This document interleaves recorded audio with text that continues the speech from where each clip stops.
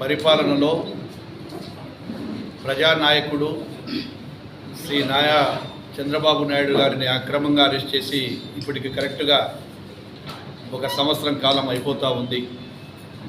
గత సంవత్సరం ఇదే రోజున ఇక్కడే బనగానిపల్లి నుంచి బయలుదేరి నంద్యాలకు పోవడం జరిగింది.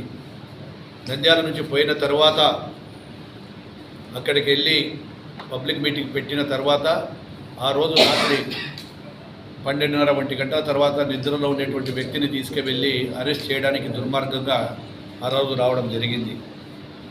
ఆ రోజు అభివృద్ధి సంక్షేమమే ప్రజల కోసమే కష్టపడే ఒక నాయకుడిని ఆ రోజు ప్రజలందరికీ కూడా తెలుసు.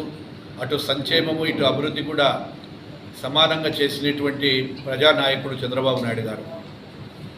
మచ్చలేని నాయకుడిని, మచ్చలేని చంద్రుని మీద ఏదో విధంగా కక్షపూరితమైనటువంటి ఉద్దేశంతో తాను ముద్దాయిని అయినాను, తాను జైలు పాలైనానని చెప్పినటువంటి జగన్మోహన్ రెడ్డి ఇతరులు కూడా ఎందుకు కాకూడదు, ఆయనను కూడా అరెస్ట్ చేసి అక్రమ కేసులు పెడితే ఆ యొక్క మచ్చ ఆయనకు కూడా పోతుందనేటువంటి ఉద్దేశంతో ఆ రోజు జగన్మోహన్ రెడ్డి గారు ప్రవర్తించారు.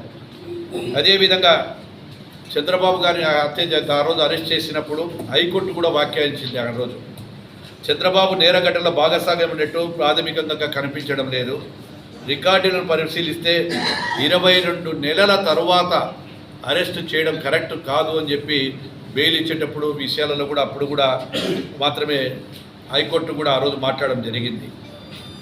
ఆ రోజు 70 దేశాలలో ఉన్నటువంటి రాజకీయ పార్టీలు కానీ నాయకులు కానీ భారతదేశ చరిత్రలో ప్రతి ఒక్క నాయకుడు ప్రతి ఒక్కరు కూడా ప్రజలు పసిపిల్లల కానుంచి 80-90 ఏళ్ల వృద్ధులు కూడా రోడ్డెక్కి ఇది అన్యాయం జరిగింది, ఒక ప్రజానాయకుడికి ఇది చేయాల్సినటువంటి పని కాదు అని చెప్పి ప్రజలందరూ కూడా ఆ రోజు తిరగబడడం జరిగింది. దేశ విదేశాలలో ఉండేటువంటి ఇంజనీరింగ్ చదివిన విద్యార్థులు కావచ్చు, సాఫ్ట్వేర్ ఇంజనీర్లు కూడా హైదరాబాద్ పట్టణాన్ని దిగ్బంధం చేశారు. ఇది ఒక చరిత్ర. అంటే ఒక నాయకుడి కోసం చాలామంది దేవుళ్ళ కోసం పోతూ ఉంటారు, కానీ ఒక ప్రజానాయకుడు దేవునితో సమానంగా ఆ రోజు ప్రజలందరూ చూసి ఈరోజు ఈ అన్యాయం జరిగింది, ఇది సక్రమం కాదు అని చెప్పి ఆ రోజు అందరూ కూడా వారికి నిలదీసి వారికి సంఘీభావం చెప్పడం జరిగింది. అదేవిధంగా ప్రజలు ఆలోచన చేశారు. ఈరోజు ప్రజలు ఎవరైతే పరిపాలన చేయొచ్చు, 151 సీట్లు మేము జగన్మోహన్ రెడ్డి గారికి ఇచ్చాము, ఇన్ని సీట్లు ఇచ్చిన వ్యక్తి పరిపాలన చేయకుండా కేవలం కక్ష సాధింపు చర్యలతోనే ప్రకటిస్తూ, కక్ష సాధింపు చర్యలే కాకుండా తన అక్రమాలను బయటికి వస్తున్నాయి, తన అక్రమాలను బయట ఎక్కడైనా పబ్లిక్లో పెడుతున్నది తెలుగుదేశం ప్రభుత్వం అని చెప్పి ఆలోచనతోనే అడగదొక్కాలి. ఈరోజు తెలుగుదేశం పార్టీని అడగదొక్కేస్తే నాకు ఎదురుండదు, నాకే మొత్తం మళ్ళీ నేను గెలుస్తాను, వై నాట్ 175, ఎందుకు 175 సీట్లు మనం గెలవకూడదు అనేటువంటి జగన్మోహన్ రెడ్డి అహంకార ధోరణితో ఆ రోజు అందరినీ కూడా అరెస్ట్ చేయడం జరిగింది.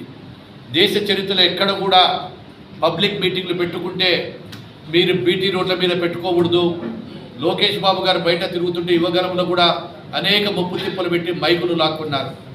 ఆఖరికి ఇది మీటింగ్లు కూడా పెట్టుకోకపోతే ఎక్కడో ఊరు బయట ఉండేటువంటి చోట మేము డబ్బాలు కట్టుకొని బాక్సులు కట్టుకొని ఆ రోజు మీటింగ్లు చెప్పుకోవాల్సిన పరిస్థితి. ఈరోజు స్వేచ్ఛగా ధర్నాలు చేస్తూ ఉన్నారు, స్వేచ్ఛగా జగన్మోహన్ రెడ్డి తిరుగుతూ ఉన్నాడు. ఈరోజు స్వేచ్ఛగా ఈరోజు ఎక్కడికైతే ఈరోజు అక్కడ వాటర్ వచ్చిందో అక్కడ వచ్చినటువంటి దాంట్లో కూడా ఈరోజు విజయవాడలో తిరుగుతూ ఉన్నాడు. నాడు మరి ఎందుకు మేము ఎక్కడైనా అన్యాయం జరిగితే చంద్రబాబు నాయుడు గారు లోకేష్ బాబు గారు పోతే ఆ రోజు మీరు ఎందుకు కేసులు పెట్టారు, ఎందుకు మమ్మల్ని తిరగకుండా చేశారని అడుగుతూ ఉన్నాను. ఈరోజు స్కిల్ డెవలప్మెంట్లో కూడా ఎంతోమందికి వారికి ఉపాధి కల్పించడం జరిగింది. స్కిల్ డెవలప్మెంట్ వల్ల ఆ స్కిల్ డెవలప్మెంట్ వల్ల కల్పించిన ఉపాధికే ఈరోజు ఈరోజు విద్యార్థులు ఎంతోమంది కూడా వాళ్ళకి తీర్చిదిద్ది ఈరోజు వాళ్ళకందరికీ కూడా రావడం అయింది, వాళ్ళు కూడా ప్రయోజకులైనారు. అదేవిధంగా ఏదైతే ఈరోజు ప్రజలు ఆలోచన చేశారు 175 సీట్లకు కాదు, నీకు 175 అనే దానికి నీకు కేవలం 11 సీట్లకే నిన్ను పరిమితం చేశారంటే ఈరోజు ఎన్డీఏ కూటమి ఘనత అది. ప్రజలు ఒక్కటే చూస్తారు, పరిపాలన చేసి అభివృద్ధి ఎవరు చేస్తున్నారు, సంక్షేమం ఎవరు ఇస్తున్నారు, అర్హులకు అందరికీ కూడా కరెక్ట్ సంక్షేమము ఇవి రెండు చేసేటువంటి సాధ్యము ఒక్క చంద్రబాబుతోనే అవుతుంది. కాబట్టి బుద్ధి చెప్పిన రోజు ప్రజలందరూ కూడా ఈరోజు తలుచుకుంటా ఉన్నాం. ఒక రకంగా ఆ రోజు దినాన్ని తలుచుకుంటే బాధ అనిపిస్తుంది. తెల్లవారు నిద్ర లేదా ఆయన చుట్టూ మేము కూడా 3 రోజులు నరకం చూపించారు. ఒక తీవ్రవాది కంటే ఘోరంగా ఒక తీవ్రవాదులను కూడా ఆ విధంగా తీసుకెళ్లారు. ఒక తీవ్రవాది కంటే ఘోరంగా కూడా ఆ రోజు ఆయనను అవమానపరిచి ఈరోజు జైల్లో పెట్టినందుకే ప్రజలు బుద్ధి చెప్పారు. ఈరోజు మాకు 164 సీట్లు రావడం అని తెలియజేస్తూ, ఏదైనా మా ప్రభుత్వం ప్రజల కోసం ప్రభుత్వం, ఇది ప్రజల సంక్షేమం, ప్రజల అభివృద్ధి, వాటి కోసమే పోరాడుతూ చేస్తామని చెప్పి తెలియజేస్తూ, ఈరోజు ప్రజలు ఇచ్చినందుకు, మాకు ఈ యొక్క మ్యాండేటరీ ఇచ్చినందుకు వారికి అందరికీ కూడా మరొక్కసారి ధన్యవాదాలు తెలియజేస్తాము. Thank you.